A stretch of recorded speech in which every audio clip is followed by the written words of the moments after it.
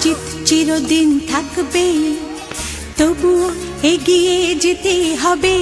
বাধা বিঘ্ন না পেরিয়ে বড় হয়েছে কে কবে। হার জিত চিরদিন থাকবে।